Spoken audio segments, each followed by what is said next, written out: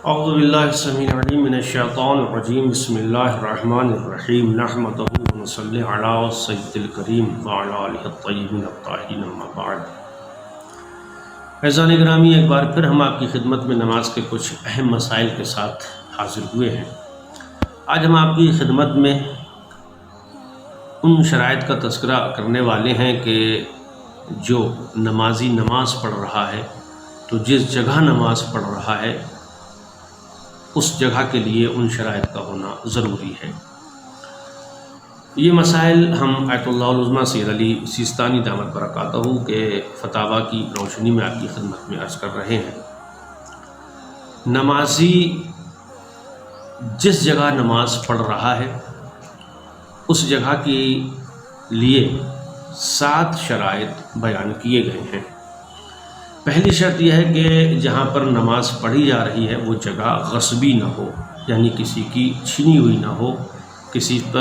کا غاصبانہ قبضہ اس کے اوپر نہ ہو، یا اس کا مالک وہاں پر نماز پڑھنے کے لیے راضی نہ ہو۔ دوسری چیز یہ ہے کہ وہ جگہ متحرک نہ ہو، یعنی جس جگہ نماز پڑھ رہا ہے وہ جگہ ہلتی نہ ہو، بلکہ وہاں پر کھڑے ہو کے انسان کو ایک قیام، ایک سکون، ایک استقرار میسر ہو۔ ایسا نہ ہو کہ وہ جگہ کہ جہاں پر وہ نماز پڑھ رہا ہے وہ ہل رہی ہو اور اس سے نمازی کا استقرار جو ہے وہ زائل ہوتا ہو۔ تیسری شرط یہ ہے کہ انسان جہاں نماز پڑھنے کے لیے کھڑا ہو اس جگہ پر اس کو یہ یقین ہو کہ ہم یہاں پر پوری نماز اطمینان سے مکمل کر سکتے ہیں۔ چنانچہ کسی ایسی جگہ نماز پڑھ رہا ہے کہ جہاں پر اسے یہ احتمال ہے کہ آیا یہاں پر نماز پوری کرنے سے پہلے ایک بھیڑ آ جائے گی، یا بہت تیز بارش ہو جائے گی، یا کسی ہم حادثے کا شکار ہو جائیں گے، تو ایسی جگہ نماز اس کی پڑھنا باطل ہے، ولو اس کی نماز پوری بھی ہو جائے اور بھیڑ نہ بھی آئے یا بارش نہ بھی ہو۔ جہاں پر یہ احتمال پایا جاتا ہو وہاں پر نماز باطل ہے۔ چوتھی شرط یہ ہے کہ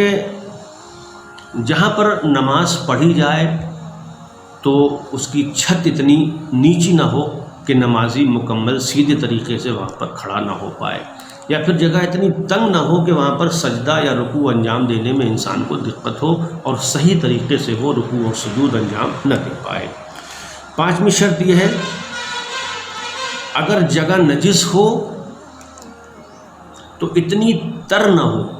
کہ جو نمازی وہاں پر نماز پڑھ رہا ہے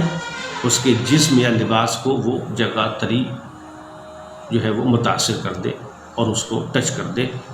یعنی جہاں نماز پڑھ رہا ہے وہ جگہ پاک ہو، اور اگر وہ جگہ نجس بھی ہے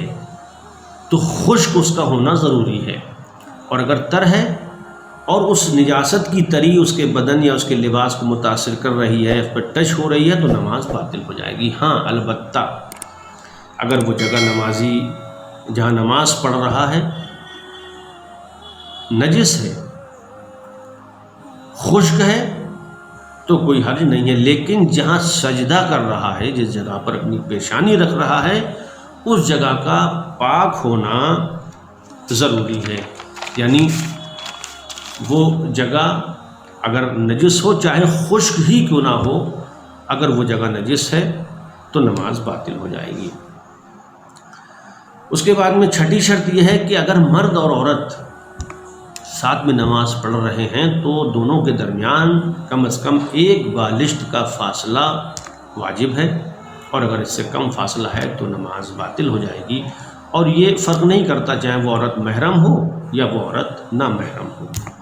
ساتویں شرط یہ ہے کہ جس جگہ انسان بیٹھا ہوا ہے اس جگہ سے وہ جگہ کہ جہاں پر سجدہ کر رہا ہے وہ بیٹھنے کی جگہ سے ان 4 ملی ہوئی انگلیوں سے نہ اونچا ہو اور نہ نیچا ہو، یعنی بیٹھنے کی جگہ سے سجدے کی جگہ نہ ان 4 ملی ہوئی انگلیوں سے زیادہ بلند ہو اور نہ ان 4 ملی ہوئی انگلیوں سے زیادہ نیچی ہو، اور اگر ایسا ہے تو اس کی نماز باطل ہو جائے گی۔ امید ہے کہ انشاءاللہ مومنین فیض حاصل کریں گے اور ہمیں دعاؤں میں یاد رکھیں گے۔ السلام علیکم ورحمۃ اللہ وبرکاتہ۔